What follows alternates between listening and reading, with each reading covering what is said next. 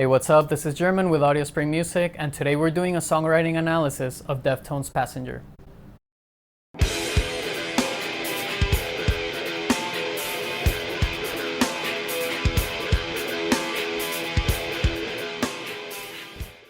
Welcome back. Today we're gonna deep dive into Deftones' Passenger, and if you like songwriting analysis, don't forget to like and subscribe so you don't miss any in the future. Alright, let's talk a little bit about the roots of the band so we can know where they got their sound. As you might know, Deftones came out during the era of nu metal, and at that time there was a lot of influence in metal that came from rap music. And as Chino himself has mentioned, there is a huge influence of rap and beats in their music because they were constantly surrounded by it growing up. Like, we always looked at making riffs or whatever we're making that had, like, you could nod your head to it, had, beat, pulse to it. And that's from listening, I think, like, to early rap music. That's all the music we were surrounded by, just beats. At that time, it was, the late 80s or, mid 80s as a kid. And, everybody's cars driving by just bassing and bumping. And rhythm was a big part of what we did. So Deftones makes heavy use of contrasting very aggressive metal music with very soothing ambient sections in their songs. This is most noticeable as Chino switches from very shrill aggressive screaming to very soothing ambient vocals. Another important part of Deftones' sound is the drums, which focus more on groove and rhythm rather than going fast, hard and heavy with very technical drum playing. This is another trait that comes from their huge influence from rap and beats. A few highlights about this song before we begin. The song is in drop C, and also if you look online you're gonna find some acoustic arrangements, but those don't totally match up what is actually happening in the song. In this analysis, we're gonna focus on what's actually happening in the recording, and I'm gonna leave a link in the description to the guitar tab that I used to get a better idea of what's actually happening. Finally, you're gonna notice that Deftones take more of a metal-minded approach when writing music, as opposed to what a traditional songwriter would do, where, for example, a traditional songwriter, they might use some standard chord progressions, they might follow some chord harmony and music theory. Deftones focuses more on riffs and colors and stylistic choices in their music. And you'll notice that more as we move forward. Alright, so one thing that was interesting about the song structure is that first verse. If you notice, they used the chorus riff as part of the first verse, but they didn't sing the chorus melody over it. They just had Chino singing the first verse over it, and then they switched into the first verse, which is the ambient part. The reason for that is because in songwriting, as a rule of thumb, you usually want to have the chorus 3 times in a song. I think that they didn't really know where to put in a third chorus in the song, so what they did was that they snuck in that third chorus as part of the first verse. And that can be a tip for you in your own songs because as a rule of thumb, you want to have the chorus 3 times in a song. So if you're having trouble putting in that third chorus in your song, you can do what Deftones did here and sneak in parts of that chorus into other sections of the song, like they did in that first verse, and that way it'll trick the listener into thinking that they heard the chorus 3 times even though they didn't, but it will satisfy that craving of wanting to hear the chorus 3 times. Another interesting thing about the song structure is how they ended on that pre-chorus right before the outro. I think the whole point of that was to give you this feeling that the song just ends without really reaching a resolution. It just kind of speeds away, right? That's interesting because if you read the lyrics, and we will later on, you see that this song is about a guy driving a car really fast and experiencing a rush, right? And then it's more describing a moment than really a story, a full-fledged story. At the end of the song, instead of reaching some kind of resolution, they basically just have the car speed away. And I think the song structure reflects this. If you look at the overall song, the tempo is in 117 BPMs, and the metric is in 4x4, so it's all pretty simple. For the rhythm of the song, you can see here that I kind of clumped together the sections, and I took the rhythm down to as basic a form as I could take it, just to keep things simple, because this is more of a songwriting analysis, it's not really a rhythm analysis. I just want you to get the important part and the gist of the rhythms of the song. So you can see in this slide that the ambient verse, the chorus, and the bridge all kind of have similar emphasis rhythm-wise.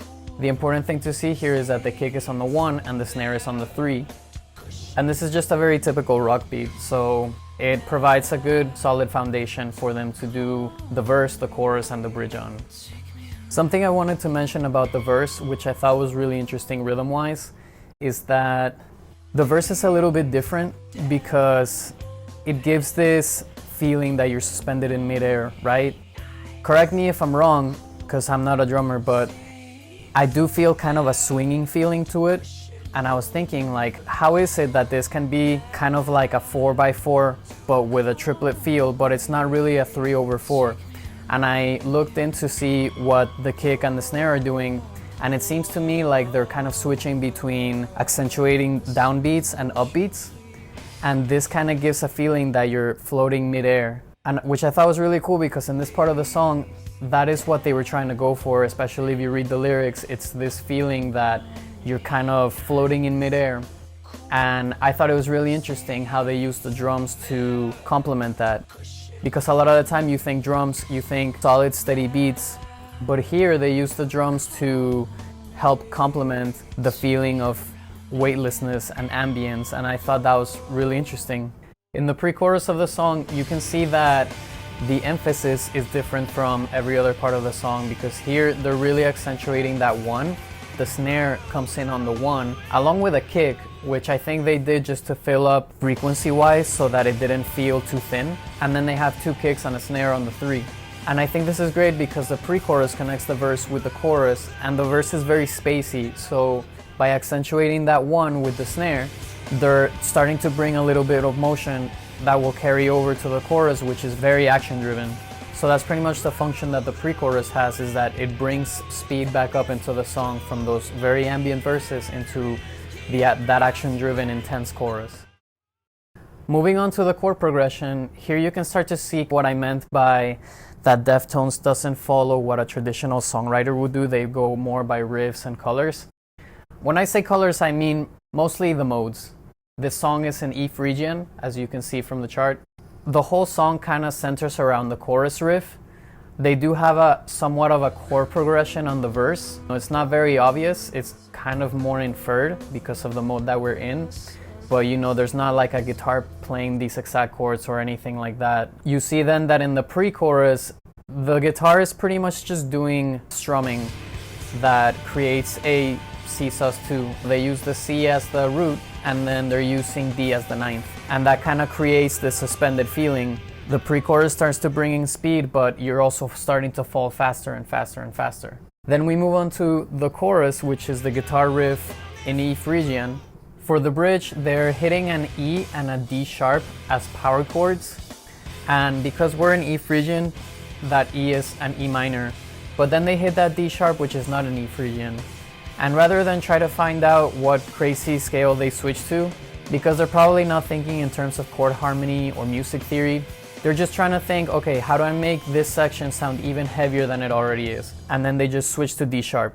And because it's power chords, it's easy for them to go out of scale like that and not sound like they're doing something super crazy, because there's not really a note that defines the chord quality. There's no major or minor third, there's no seven, it's just a power chord.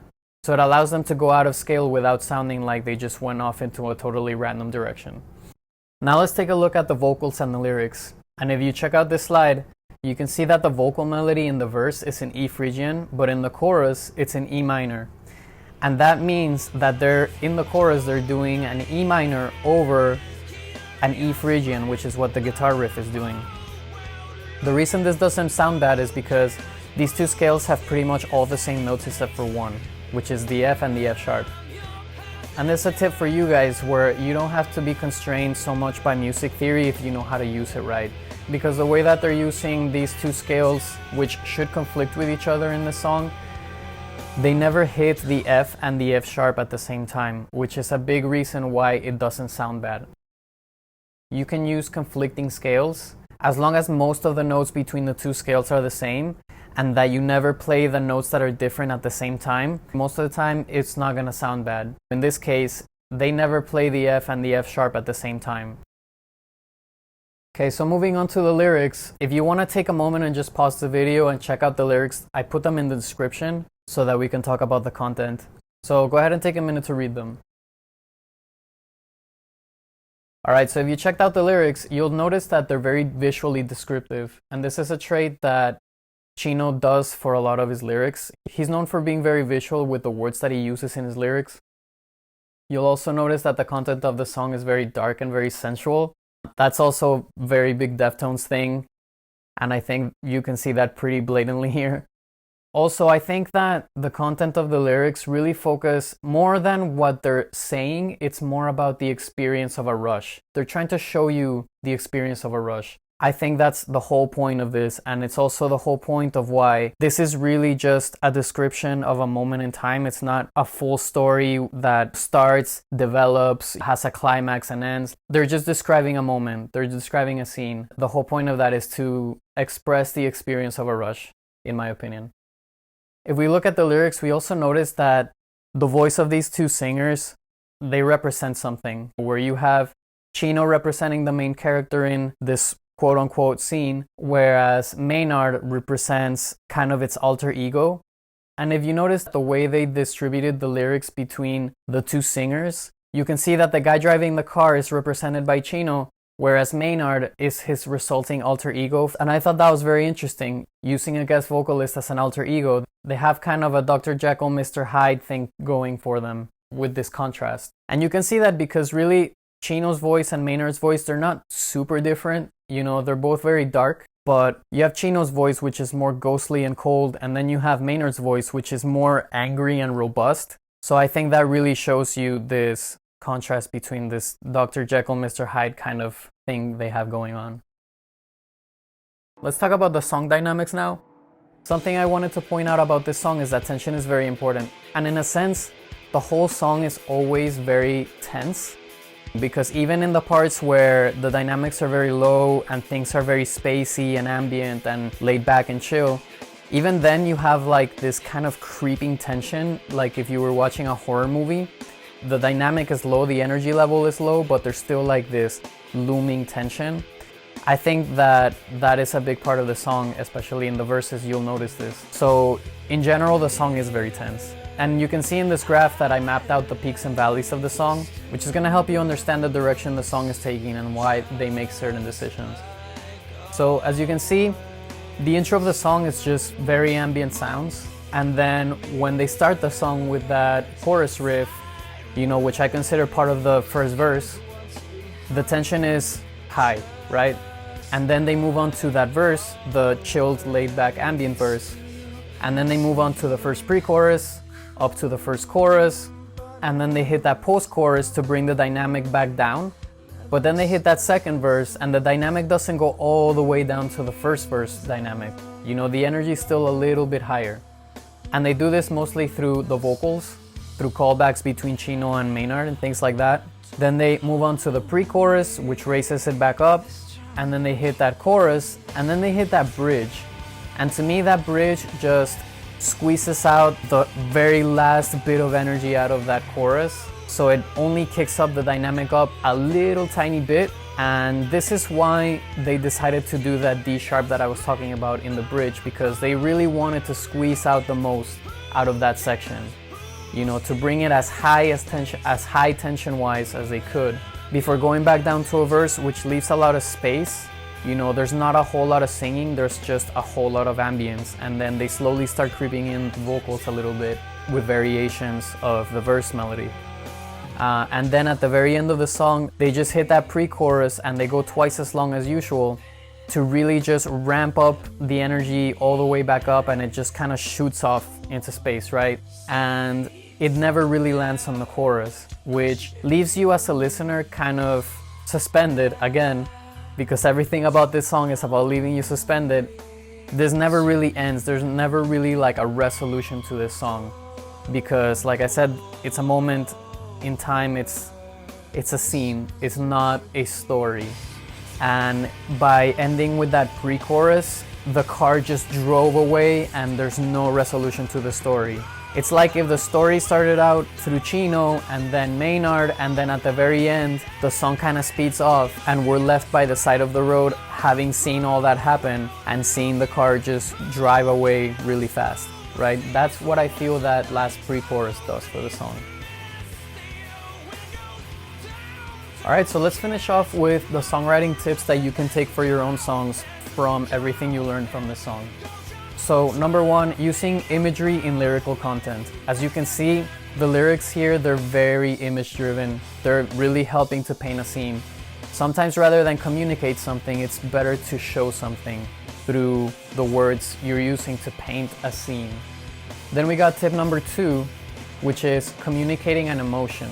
And you can look at the song that communicates the experience of a rush through putting you in this scene, this moment in time that they're describing. It's really all about helping the listener experience a rush. Then we got tip number 3, which is bringing in a guest vocalist as an alter ego. And this is pretty cool. I think it's a great way to collaborate with other artists. And if you divide the lyrics up like this song did, then you really give your guest a good chance to shine, where things are kind of 50-50 instead of what most artists do, where they'll just bring in a guest vocalist to do like a bridge line or something like that. You know, this song is really a two-person job. So I think it's pretty cool if you want to bring in a guest vocalist as a collaboration. This song provides a great template for how to divide up the lyrics for your song. Tip number 4 is using conflicting scales. Because as we saw, the vocals in this song are using E minor in the chorus, while the guitars in the chorus are doing E Phrygian. But they never really sound bad because they never play the conflicting notes. This is a great way to think outside the box a little bit when it comes to music theory and songwriting. Sometimes things conflict, and if you find a way to use them correctly, they can complement each other. And then tip number 5 is songwriting with riffs and colors, aka modes, instead of, standard chord progressions.